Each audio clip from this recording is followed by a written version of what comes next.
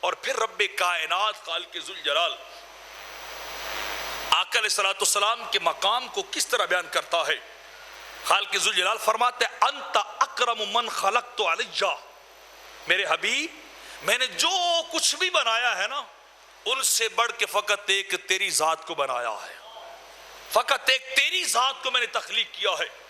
انت اکرم من خلقت علیہ، میں نے جو کچھ بھی بنایا ہے ان سے بڑھ کے فقط آپ کی ذات کو بنایا ہے، فقط آپ کی ذات کو میں نے بنایا ہے. اور فرمایا وَأَحَبُّ مَنْ خَلَقْتُ إِلَيَّ، اور پھر ساری کائنات میں سے سب سے محبوب بھی میں نے تجھے ہی بنایا ہے، سب سے پیارا بھی میں نے آپ کی ذات کو بنایا، کسی اور کو بنایا نہیں ہے. محبوب بھی آپ کو بنایا، سب سے اعلیٰ بھی آپ کو بنایا ہے. رب کائنات براہ راست گفتگو کر رہا ہے.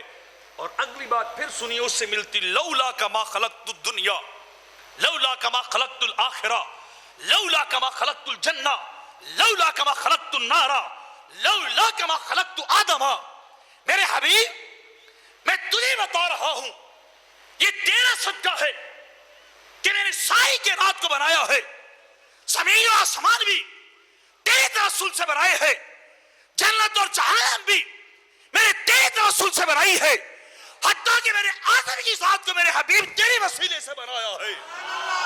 اگر تم نہ ہوتے تو آدم بھی نہ بنائے جاتے، آدم بھی نہ بنائے جاتے.